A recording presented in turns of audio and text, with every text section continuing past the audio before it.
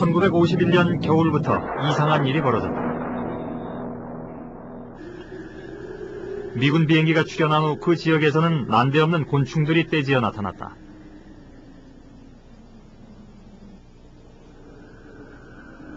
그것은 분명 부자연스러운 현상이었다.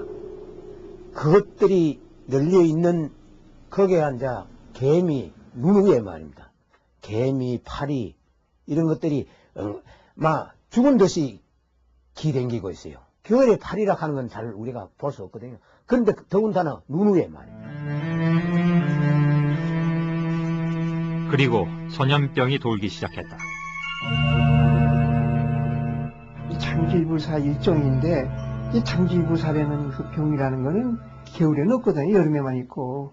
그런데 겨울에 그게 걸려가고 뭐 저하고 같이 있던 사람이 11명이 있었는데 2명밖에 못 살았어요. 내가 아마 명이 좀 길었던 건지 어떻게 해서 사고 다 죽었습니다. 그 환자들 제일 많이 발생한 것이 3, 4월, 5월 본격적으로 막 쓰러지게 해서 사람들을 넣어버리고 거의 그 3분의 1 정도 부대 손실 나버렸으니까. 곤충들을 채집해 분석한 결과 그 곤충들은 콜레라, 패스트 등 여러 질병에 감염돼 있었다. 1952년 2월 북한의 박헌영 외무상은 공식 성명을 통해서 미군이 세균전을 벌이고 있다고 주장했다. 며칠 후 중국도 화북과 동북 지방이 세균전에 피해를 입었다고 발표했다.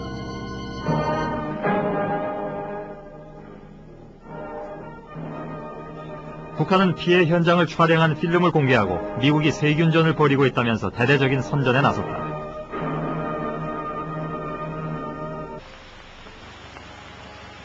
여기는 경남 대동군 지방입니다.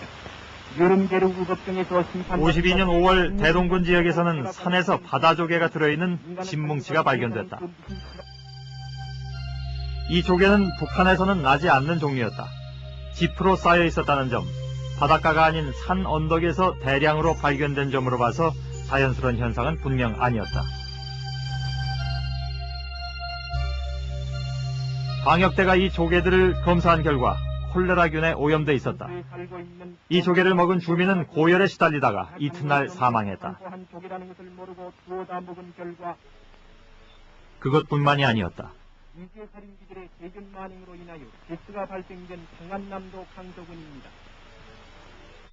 패스트가 마을을 휩쓴 것은 1952년 3월이었다. 패스트에 감염된 쥐들이 나돌기 시작했다. 인근에서는 패스트균에 감염된 벼룩이 수만 마리씩 떼지어 모여있는 것도 발견됐다. 이 세균전 주장은 전 세계의 이목을 집중시켰다. 미국은 세계보건기구와 국제적십자사에 진상조사를 제안했지만 북한과 중국은 이를 거부했다. 중국과 북한은 미국이 제안한 세계보건기구나 국제적십자가 이 문제를 조사하는 것에 반대했습니다. 세계보건기구는 전쟁의 직접 상대인 유엔의 하부기구이기 때문에 고려할 수가 없다는 거였죠. 국제적십자의 경우는 나치 독일의 유태인 학살에 대해 아무런 개입도 하지 않았기 때문에 인권에 대한 의식이 결여되어 있다는 것이 그 이유였습니다. 그러니까 그게 원천적으로 문제가 양쪽에서 다 인정할 수 있는 사람들로 조사단을 구성했으면 거기 신빙성이 있는데 완전히 이건 북한과 중국이 이제 일방적으로 자기들하고 가까운 학자들을 모아서 조사를 했고 그 결과를 발표했기 때문에 서방 쪽에서는 그건 인정할 수 없다고 한 거죠. 1952년 노르웨이 오슬로에서 열린 세계평화회의. 비정부기구로 75개국의 회원국을 지닌 이 기구에서 한반도에서의 세균전 문제가 의제로 다루어졌다. 그리고 세계평화회의는 조사단을 파견하기로 결정했다. 영국 왕실학회 회원인 리던 박사를 포함해서 이탈리아, 스웨덴, 프랑스 등 국제적 명성의 과학자 7명으로 구성된 조사단은 그해 7월부터 2달 동안 중국과 북한에서 조사 활동을 벌였다.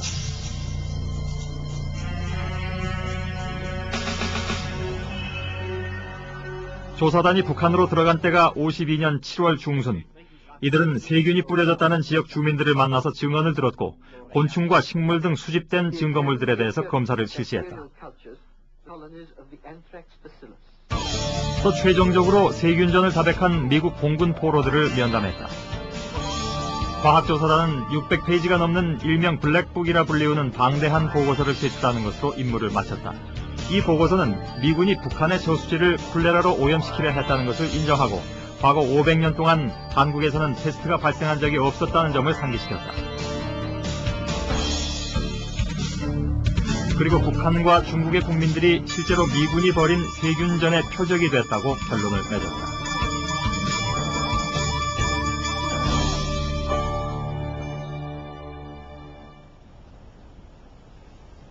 미국은 즉각 이것이 공산주의자들의 음모라고 반박하고 나섰다. In the whole black record of false propaganda, these charges should stand out as a monumental warning to the American people and to the free world. A warning as menacing and as urgent as a forest fire bearing down upon a wooden village.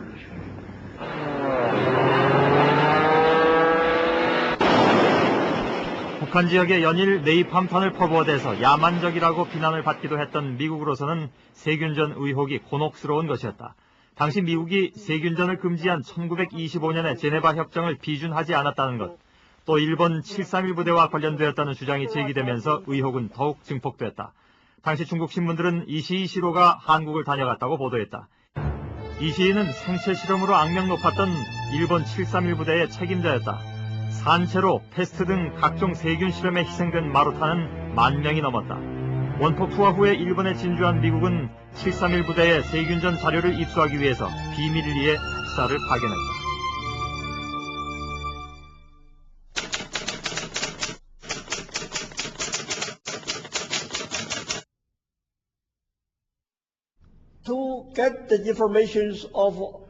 미국은 731 부대의 생체 실험 자료 등을 포함한 모든 세균전 자료를 독차지하려 노력했습니다. 또 미국은 소련이 일본 731 부대의 자료를 입수하는 것을 모든 수단을 동원해 방해했습니다. 소련이 이 자료를 입수하는 것을 두려워했던 거죠.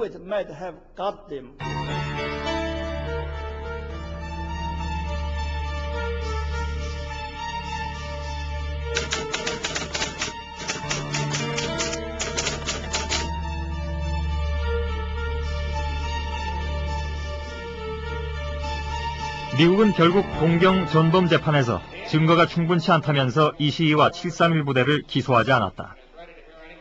소련이 이들의 처벌을 강력히 요구했지만은 넘겨주지 않았다. 미국은 핵심 인물인 이시이 시로를 숨겨주었습니다.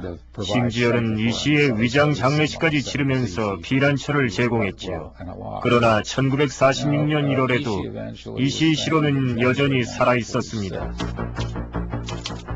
당시 미국의 극비 전문에 의하면은 731 부대의 생체 실험 결과는 세균전 연구를 앞당길 수 있는 아주 중요한 자료로서 그들에게 지불한 25만엔은 아주 저렴한 것이었다. 전범 면책과 25만엔, 이 거래로 이시이는 미국에서 편안하게 여생을 마칠 수 있었다. 이시이 부대 중요한 연구자들은 미국 측에 협력을 했습니다. 731 부대의 반장급들이 미국으로 건너가서 미국의 세균전 연구소에서 연구 성과를 설명하고 교육을 했습니다. 패스트균을 연구하던 731 부대의 반장이 미국으로 갔다는 걸 의미하죠. 여러 가지 형태로 데이터를 제공하거나 강의를 하는 식으로 협력을 했습니다. 당시 미국 세균전 연구의 중심은 메릴랜드주 프레데릭에 있는 데프리키지. 이곳 정문 초소에는 아이러니컬하게도 731이라는 초소 번호가 붙어있다.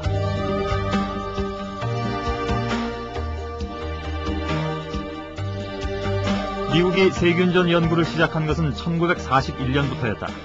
2차 대전을 치르면서 세균 무기는 원자폭탄, 화학무기와 함께 새롭고 강력한 무기로 강조됐다.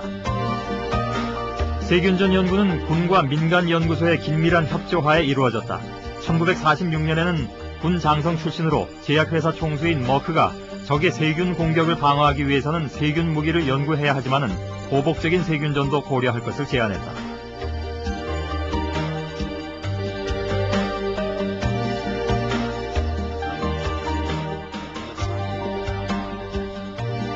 그러나 베를린 봉쇄는 미국을 긴장시켰다. 냉전시대 소련과의 전쟁에 대비해야 한다는 지적이 군부 내에 팽배하면서 세균전 계획은 본격적으로 전환된다.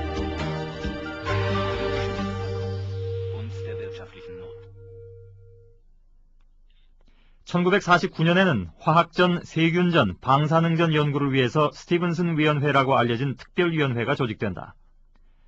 당시 육군화학군단장인 크리시는 이 위원회에 세균 무기의 효율성을 강조하는 보고서를 제출한다.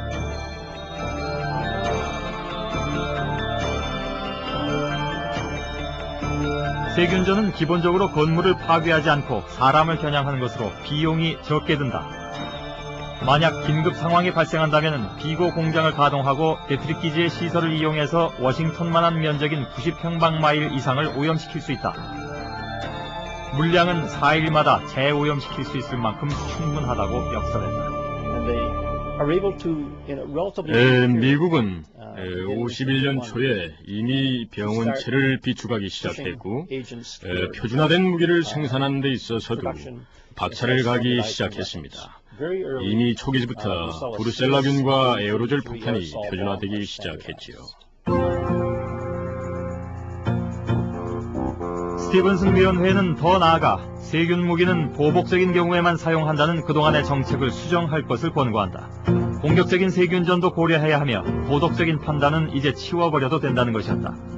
이 보고서는 공교롭게도 한국에서 전면전이 시작된 지 불과 닷새 만에 승인된다. 이후에 미국의 세균전 계획은 전쟁이 전개되는 양상에 따라서 변화돼 간다.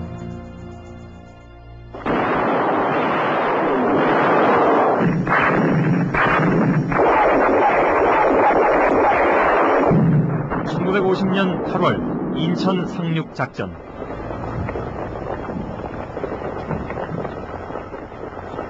(38선에서) 잠깐 멈췄는데 메가드 장군이 (38선을) 넘어서 진격하라는 허락을 얻어낸 후 (38선을) 넘어 전진했습니다. 그 후 유엔군과 미군은 빠른 속도로 북진을 계속했고 마침내 북쪽 국경선인 압록강까지 다다랐지요.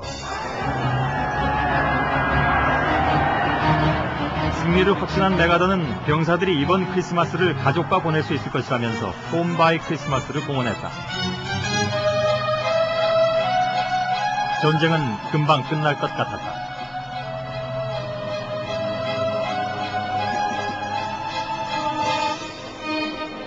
그러나 예기치 않았던 폭병이 등장했다. 중국 군대였다. 군산에서 첫 번에 포로를 잡아서 때에 그 포로하고 제가 직접 질문을 해봤어요. 했더니 이것이 중공군의 소위 그들이 말하는 지원군이 아니고 중공군의 정기군이 최초에 한 30만이 압록강을 넘어갔다.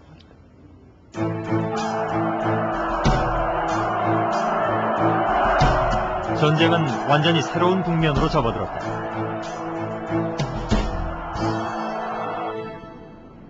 산악 지형에 익숙한 중국 군대에 밀려서 미군은 서둘러 남쪽으로 퇴각할 수밖에 없었다. 날씨는 정말 추웠고 우리는 며칠을 계속 전투하랴 후퇴하랴 몸은 지칠 대로 지치고 배도 몹시 고팠습니다. 몸은 푹 젖어 있었는데 거의 시체 같았죠. 군우리에서 미군이 썼던 전술은 그저 2사단을 엄호부대로 뒤에 남겨놓는 것이었습니다. 우리 2사단의 임무는 다른 부대가 후퇴하도록 중공군을 지연시켜서 가능한 한 많은 시간을 벌어주는 것이었습니다.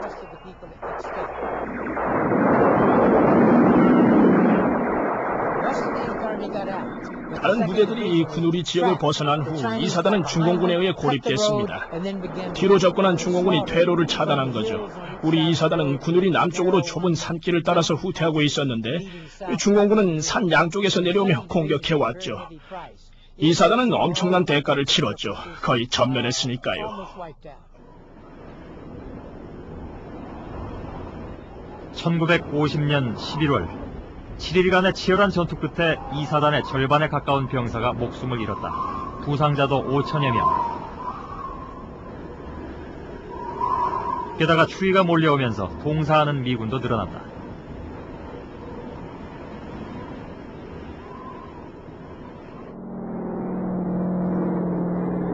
군우리 전투 패배 후에 메가더는 가공할 만한 제안을 한다.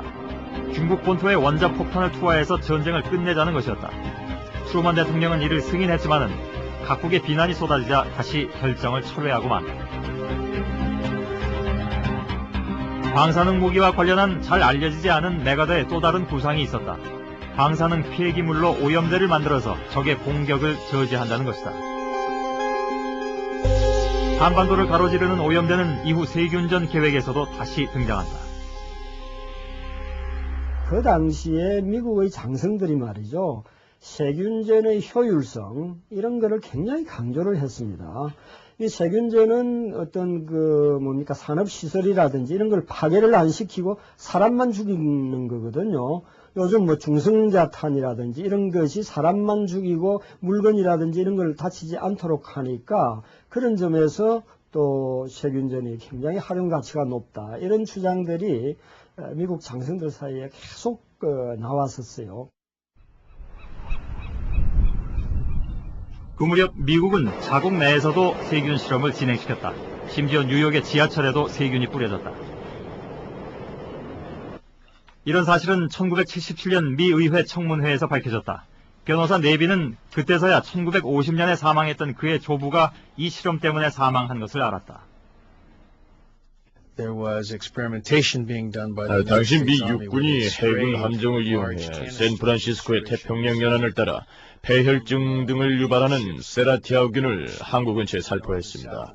한 번은 항구에서 16km 떨어진 위치에서, 그리고 또 한 번은 20km 떨어진 위치에서 말입니다.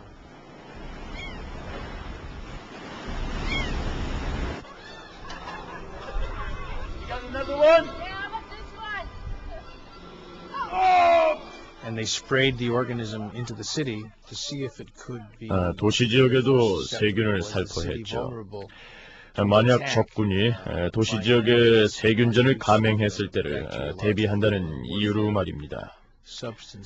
하지만 이 실험으로 인해 11명의 미국 시민이 세균에 감염됐고 그중 한 분이셨던 제 할아버지가 돌아가신 거죠.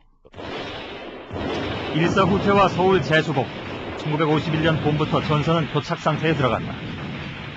제1차 대전에서 불아파의 소부전선에서 일어났던 그러한 형태의 참호전을 이제 시작하는데, 그것은 이쪽에서 방어선을 이제 치고 철조망을 치고, 그 다음에 이쪽에서는 강력한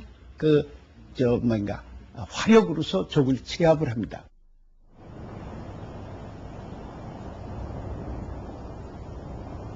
미군의 강력한 포격 앞에서 북한군은 참호와 지하갱도를 파고 버텼다.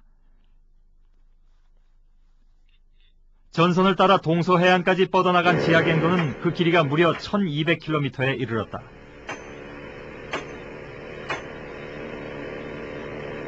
앵간한 사는 해안 전선은 거의 다 산 다 구멍 냈어요. 그냥 관통한 게 아니라 관통을 시리고 그다음번에 옆으로 이제 빼져서 다 해요. 옆으로 뚫고 나간 데는 이제 취장도 있고 막사도 있고 이렇게 다 돼요. 그 안에 들어가면 포도그릇 데려다 놨다가 전쟁하면은 그 안에서 끌어내다가 앞에다 배치하고.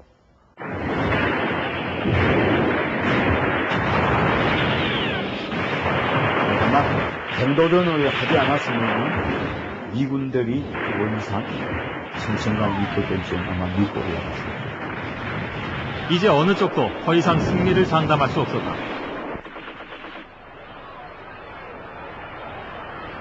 당시 미국은 메카시즘이 휩쓸고 있었다. 극단적인 반공 히스테리에 휩쓸려서 공산주의자 색출이 연일 이루어졌다.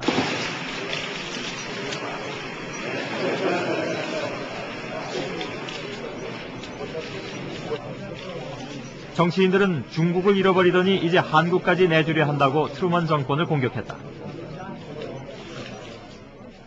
그리고 조금이라도 공산주의나 사회주의나 이런 데 대해서 동정적이거나 유화적인 발언을 하는 것이 일종의 내국노로 치탄을 당하는 그런 이 정치 상황입니다.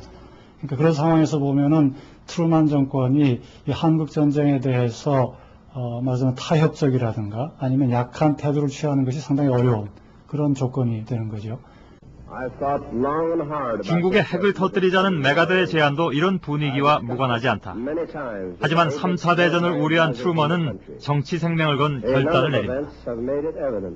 General MacArthur did not agree with that policy. I have therefore considered it essential to relieve General MacArthur so that there would be no doubt or confusion as to the real purpose and aim of our policy.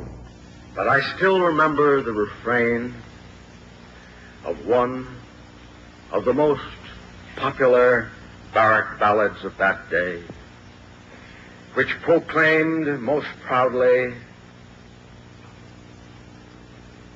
that old soldiers never die. They just fade away. 메가더는 퇴임 연설 대부분을 여전히 전쟁 확대를 주장하는 데 할애했다. 그의 귀국을 환영하는 인파는 기록적인 750만 명이었다. 필요하면 핵병기를 사용을 해서라도 승리를 빨리 단기간 내에 추구를 해야 된다.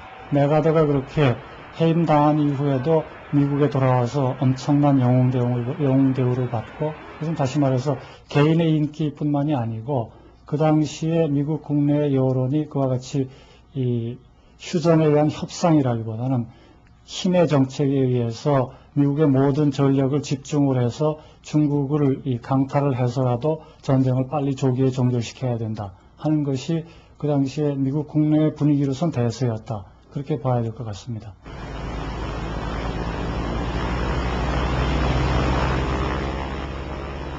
메가더의 후임으로 극동사령관에 부임한 리치웨이는 전쟁의 목적은 영토가 아니라 적을 섬멸하는 것이라고 공표했다.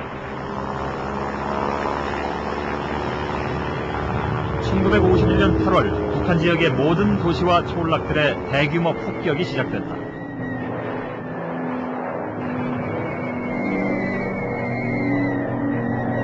모든 원짜리 포탄 소리는 직전 15m, 깊이가 한 9m 파헤치고 그게 공중 솟아나면 그 폭탄 떨어지고 올리부는 연기가 한 100m 이상 올라가요. 그래 그것이 그대로 치고 올라가면은 싹 먼지고 뭐이고 집이고 뭐이고 싹 없어져 버려요. 그러니까 휴전된 다음에 제가 53년 8월 달에 평양 가보니까 평양에 벽돌 건물 남아있는 게 2개밖에 없어요. 이른바 교살 작전이었다.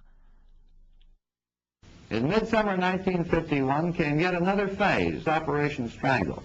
And the new primary mission assigned to our air was to prevent the enemy from bringing forward to his front lines sufficient supplies to enable him to sustain another major offensive. It was obvious from the beginning that the interdiction campaign could never hope to achieve a classical effect. That is, a complete paralyzation of enemy ground forces.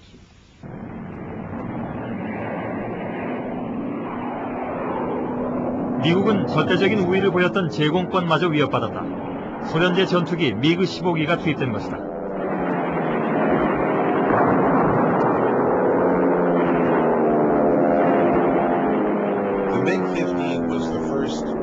미그 15기는 공산국가 최초의 전투기였습니다.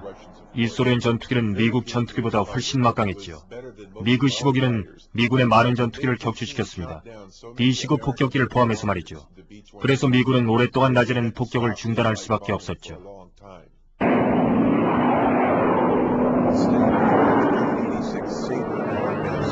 당시 미군은 최고 성능을 가진 F-86 세이버를 동원했지만 역시 어려움이 많았습니다. 지금까지 우리는 세이버가 더 많은 미그 15기를 격추시켰다고 들었지만 사실과는 다릅니다. 훨씬 더 많은 미군기들이 격추되었습니다.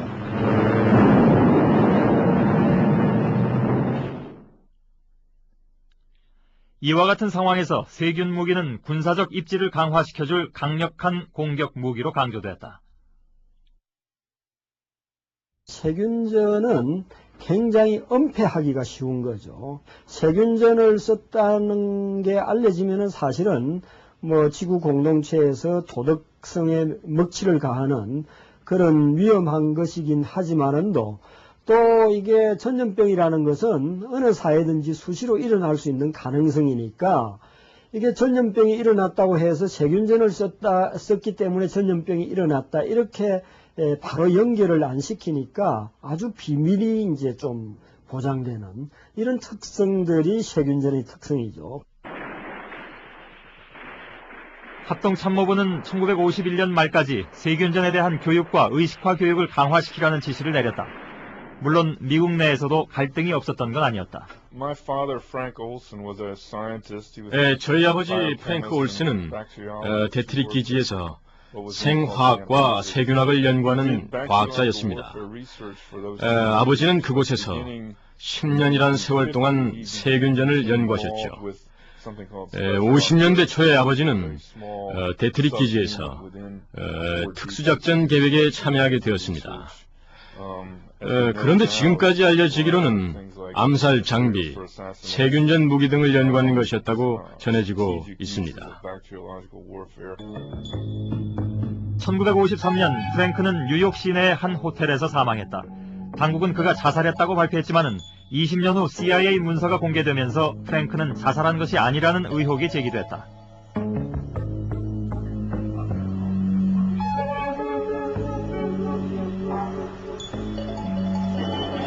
(1994년) 가족들이 관을 열었을 때 그가 살해됐다는 명백한 증거가 드러났다. 두개골에 난 상처였다.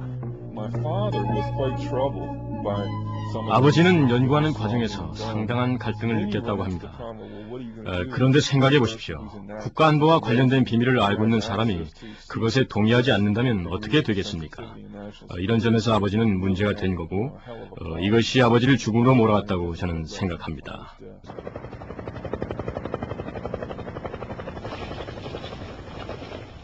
(1951년 7월) 휴전 협상이 시작됐지만은 경계선을 어디로 그을 것이냐를 놓고 회담이 중단되고 재개되는 일이 반복됐다.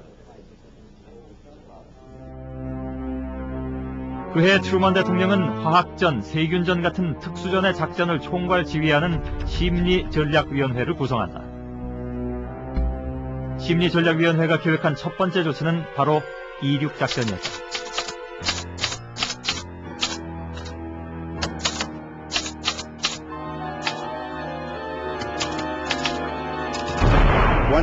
The truce talks, they started on July 27th. 51년 7월 27일 중국, 북한, 미국 간의 휴전회담이 시작됐죠.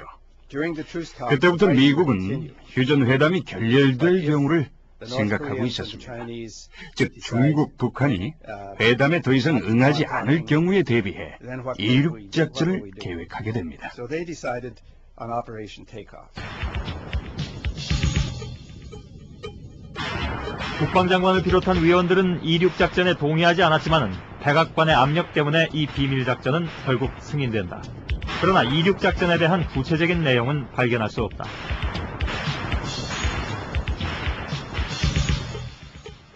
There's some evidence that when the plan was started, 이륙작전에는 몇 가지 증거가 있습니다. it was delivered 이륙작전이 시작될 때 미국에서 3명의 대령이 일본으로 날아가 극동사령부에 구두로 명령을 전달했다고 합니다. 이륙작전은 과연 무엇인가?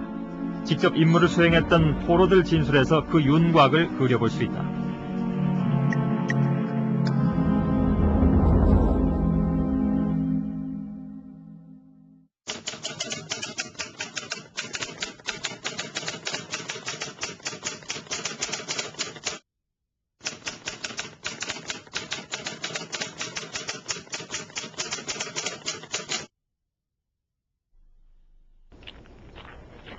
세균전에 대해서 진술한 포로는 모두 38명이었다.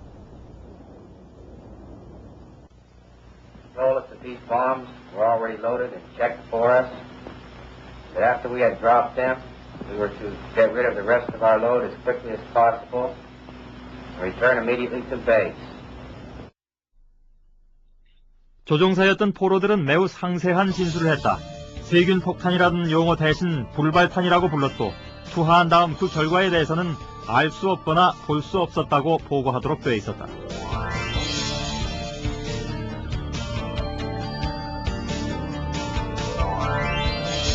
1952년 5월 19일부터 21일까지 벌어진 공군의 작전 명령.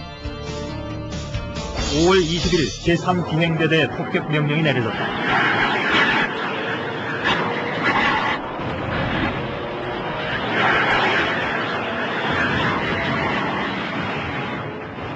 목표 지점은 평양에서 얼마 떨어지지 않은 철로역 부근.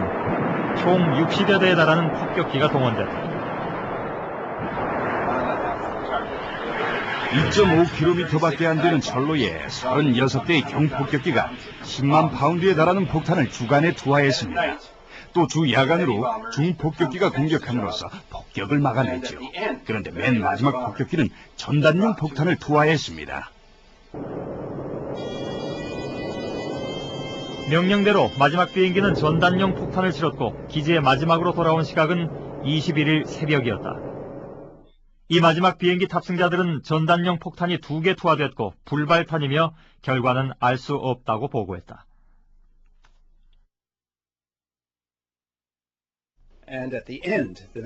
마지막 폭격기가 투하한 것은 전단용 폭탄이었습니다. 하지만 그것이 정말로 민간인들에게 대피하라는 메시지였다면 무슨 소용이 있죠? 그 폭탄으로 그 근처 사람들은 모두 죽어버렸을 텐데 말이에요.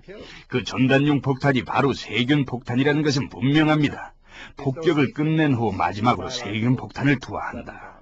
이것은 명백한 논리적인 계획이죠. 세균 폭탄이 계속되는 폭격에 의해 파괴되면 안 되기 때문입니다. 당시 북한은 민간인을 총동원해서 폭격된 지역을 야간 작업으로 복구해냈다. 세균 폭탄으로 노린 것은 바로 복구하러 온 사람들을 감염시키는 것이었다는 주장이다. 폭탄, 보통 폭탄하고는 다르거든요. 그게 형태는 그렇게 생겼지만, 폭탄 매체로 생겼지만은 전부 철판 매체로 그렇게 만들어져 있다. 그러니까 세균 무기에는 철판 같은 폭탄이 공중 내려오다가 한 지상에서 500, 300 될 적에는 팡 하고 터지면 벌려버려요. 벌려버리면은 그 안에 있던 내용물이 산포돼 내려오고, 그 다음에 이거는 그냥 둥글둥글 구부러서 지상에 그대로 떨어져 버려요. 폭발 안 나지. 이건 날개군요. 그가 수십 년 전의 기억을 더듬어 그린 세균 폭탄은 용기 안쪽이 서너 칸 정도로 나뉘어져 있었다.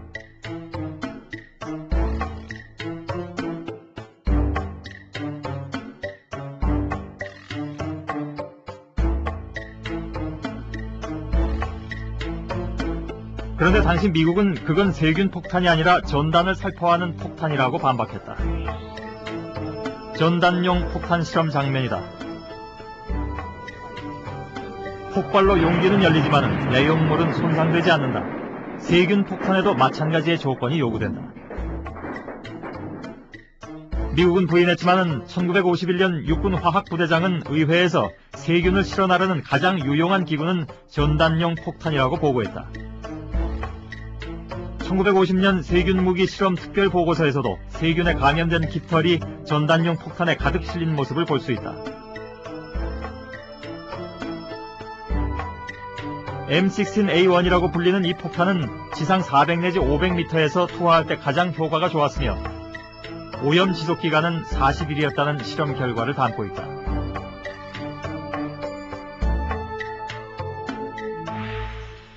당시 북한과 중국은 패스트, 콜레라, 뇌염, 장티푸스, 탄저병 등의 세균이 뿌려졌다고 주장했다.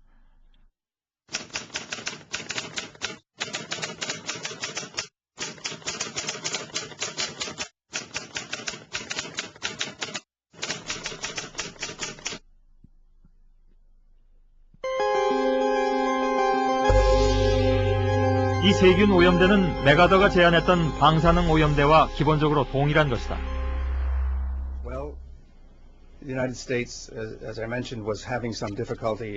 미국이 세균전을 수행하게 된 이유는 중국과 북한의 후방보급선을 폭격만으로 차단하는 데는 어려움을 겪고 있었기 때문입니다. 또 당시에는 전투가 벌어지는 가운데 휴전 협상이 진행 중이었어요. 그들은 평화를 원하면서도 자신의 입장을 강화해서 보다 많은 이득을 얻어내길 원한 것이요. 그 당시에 미국이 세균전에 대한 연구를 굉장히 많이 했기 때문에 설사 뭐 전쟁의 승리, 그 전투 승리 뭐 이런 거를 염두에 두지 않았다 하더라도 이 세균전 자기들이 개발한 것을 시험하기 위해서 충분히 한국 전쟁에 썼을 그런 가능성이 있다. 미국 세균 무기에 관한 보고서들은 세균 무기가 적의 전투 의지를 꺾어놓는 엄청난 심리적 효과를 줄 것이라고 강조했다. 그런데 이와 같은 좌절감은 작전에 참가했던 미군들도 마찬가지로 토로했다. When my son asked me what I did in Korea, how can I tell him that I came over here and dropped germ bombs on people, destroying them, bringing death and destruction? How can I go back and face my family? In a civilized world, how can I tell them these things? That I'm a criminal in the eyes of humanity. 1953년 7월 휴전이 되자 병사들은 고향 땅을 밟았고 자유를 수호한 용사로 열렬한 환영을 받았다.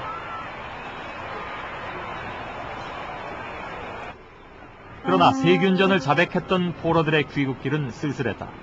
미국으로 돌아오는 배에서 이들은 자신의 자백을 번복하는 또 한 번의 진술서를 써야만 했다. 그들이 쓴 내용 중 어떤 것은 군법 회의에서 불리하게 사용될 수 있다고 했습니다. 브로넬 검사 등은 세균전에 대해 진술서를 쓴 병사들은 불명예 제대를 시켜야 한다고 공식 성명을 발표했어요. 또 다른 정치인은 적에게 협조한 병사들은 반역자로 간주해야 한다고 했습니다. 이러한 사실들은 포로들에게는 이미 전달된 상태였죠. I did sign a confession relating to germ warfare, but the statements contained in this confession were false. They were obtained under duress from the Chinese communists.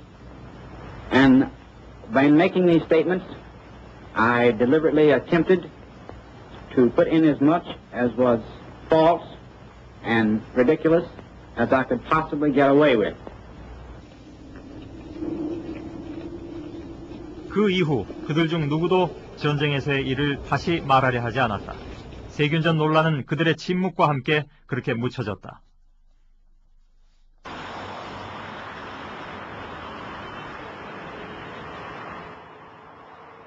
미국은 생물학 무기를 사용한 적이 없습니다. 아시다시피 그런 무기가 사용됐다는 주장이 느렸다는 것을 많은 학자들은 여러 번 입증했습니다. 50년이 지난 지금 북한이 세균 무기를 보유하고 있다는 의혹이 제기되는 가운데 미국의 세균전도 북한이 조작한 것이라는 주장이 제기됐다. 그 근거는 소련에서 나왔다는 12건의 비밀 문서였다. 이 문서에 따르면 북한의 요청으로 소련 측이 협조해서 증거를 조작했다는 것이다. 콜레라는 발병하지 않았으며 사망한 환자는 사형수였고 죽은 후에 세균을 주입시켜서 전염병에 걸린 것으로 위장했다는 것이다. 또 평남 강서 지역의 패스트도 조작됐으며 과학조사단이 본 증거도 북한이 조작한 샘플이라는 것이다.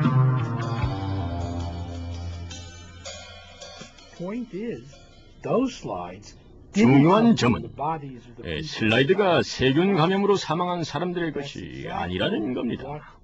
52년에 방문한 과학자들에게 그 슬라이드를 보여줬지요. 그들이 본 것은 진짜 박테리아가 맞습니다. 그런데 문제는 그 세균이 도대체 어디서 나왔냐는 거죠. 북한은 얻을 만한 곳이면 어디에서건 콜레라와 패스트균을 미친 듯이 모았습니다. 그 균들을 시체에다 주입했지요. 조직의 표본을 얻기 위해서요. 바로 이런 일들이 일어난 겁니다.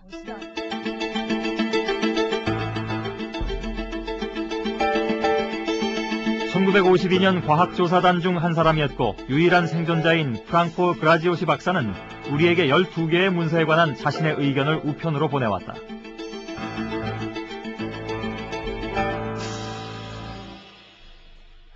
우리가 조사한 바에 의하면 패스트를 퍼뜨리기 위해서 비행기와 패스트에 감염된 벼룩이 사용되었습니다. 그런데 12개의 문서는 다른 방식으로 패스트균이 뿌려졌다고 합니다. 세균은 고도로 전문적인 기술 없이는 다룰 수가 없는 것이지요. 역사는 모름지기 신뢰할 수 있는 기록들을 면밀히 살펴 사실을 재구성해야 합니다. 그런데 세균에 대한 전문적인 지식이 없는 사람들이 어떤 의도를 가지고 기록을 짜맞추고 있는 것 같군요. 12개의 소련 문서는 좀 의심스럽습니다. 그 문서는 익명의 사람들에 의해서 전달되어졌고 일본의 보수적인 신문이 바로 그 사실을 보도했죠. 문서의 출처가 없기 때문에 안타깝게도 문서 보관소에서 찾아볼 수가 없습니다. 그 문서들의 진위 여부가 먼저 해결되어져야 할 겁니다. 12개의 문서는 스탈린 사망 후에 벌어졌던 소련 내부의 권력 투쟁과 관련이 있다는 것이다.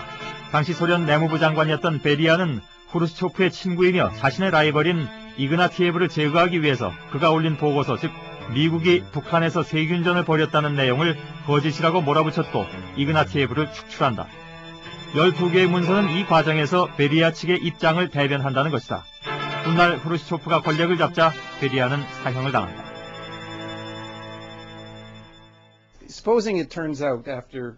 이 문서들이 사실에 기초해 기록되었다고 하더라도 세균전을 하지 않았다는 것을 증명하는 것은 아닙니다. 왜냐하면 중국과 북한 측의 문서에는 52년 3월에 북한의 13개 다른 지역에서 발생한 패스트와 또 역시 많은 콜레라에 대한 증거가 제시되어 있기 때문이지요. 세균전이 실제로 있었다는 강력한 주장은 전쟁 중에도 이미 한 미국인 저널리스트로부터 제기됐었다.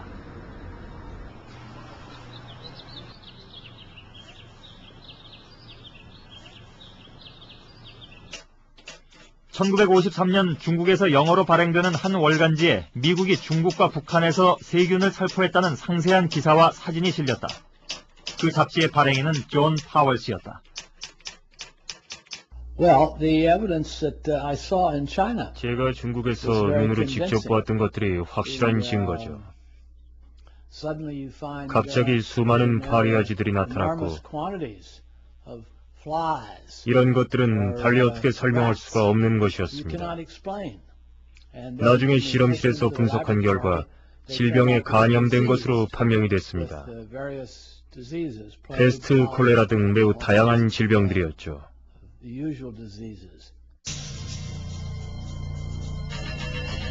파월은 그때 중국 상해에서 중국 월보라는 영어 잡지를 발간하고 있었다.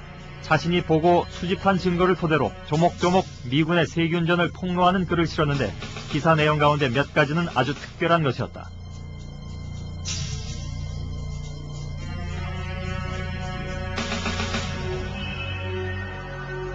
Some of the diseases were very special. 유행성 출혈 같은 것은 한국전 당시 발생한 새로운 질병이었습니다.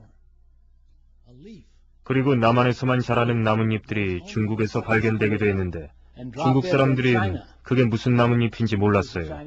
중국에는 없는 것이었으니까요. 이런 것들은 어떻게 설명할 수가 없었죠.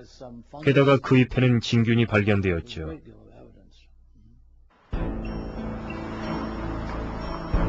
(1956년) 파월이 귀국하자 미 정부는 그를 법원에 제소했다.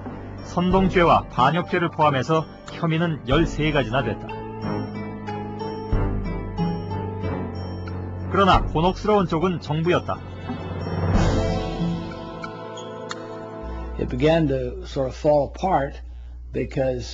정부 측은 재판이 진행되면서 우리가 발표했던 내용에 대해 반박할 증언자를 찾느라 재판을 지연시켰습니다. 우리 측 변호인은 우리가 발표한 기사가 거짓이라면 그것을 증명할 정부의 공식적인 자료를 내놓으라고 요청했습니다. 그런데 정부는 이를 거부했습니다. The Defense Department, the Pentagon, really did not want to proceed with this case. 미 국방부는 이 재판이 지속되는 것을 원하지 않았습니다. 국방부로서는 이 재판은 마치 지뢰밭과 같았습니다. 왜냐하면 미국이 한국전 당시 세균전을 아무리 은밀하게 수행했다 할지라도 재판 과정에서 많은 비밀이 밝혀지게 될 것을 우려했던 거죠. 하지만 미 국무부는 국방부의 이런 우려를 눈치채지 못했던 것 같습니다. 외교 정책을 다루는 국무부는 파월에게 유죄 판결을 받게 하려고 애를 썼습니다. 그럼으로써 미국이 세균전을 행하지 않았다는 증거로 삼으려 했던 거죠. 재판은 6년 동안이나 계속됐다. 1961년 마침내 법무성은 파월에 대한 기소를 철회한다.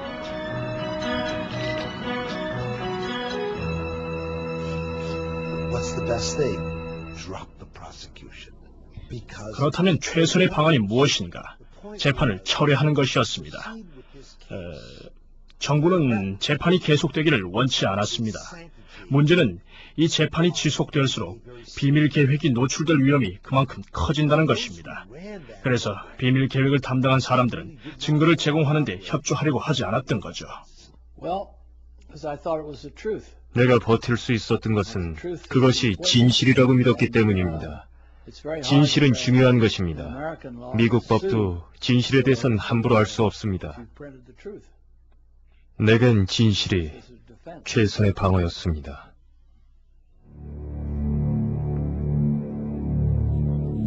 세균전은 과거이건 미래이건 어떤 목적으로도 정당화될 수 없는 전쟁 범죄이다. 한국전쟁에서의 세균전 의혹은 세월이 흐르면서 잊혀져 갔고 세계는 더 이상 이를 문제 삼지 않았다.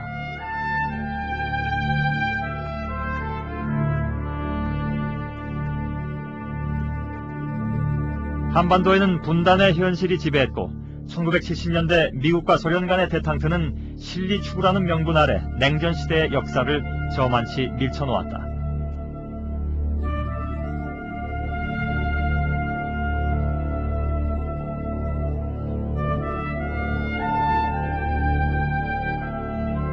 세균전 피해자임을 주장했던 중국마저 화해와 실리를 내세워 그 상처를 스스로 덮었다. 그러나 역사는 잠시 덮어둘 수는 있지만은 영원히 덮을 수는 없다.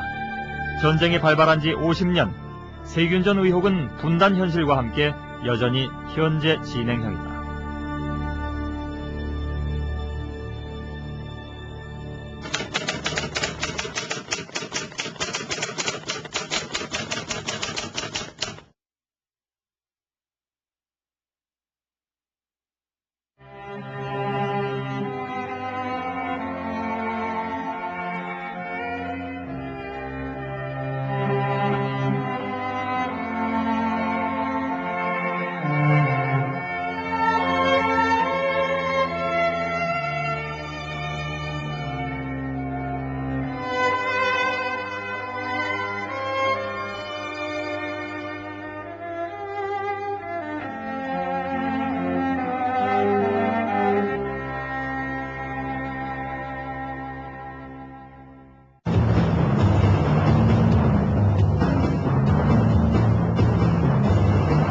War Plan 1994, The Korean Crisis. 거울이 멀지 않습니다. 전쟁이 일어나면은 불바다가 되고 말입니다. 전쟁을 부추기는 사람들. 이 대사관은 알고 있었다. 한반도의 운명을 결정한 사람.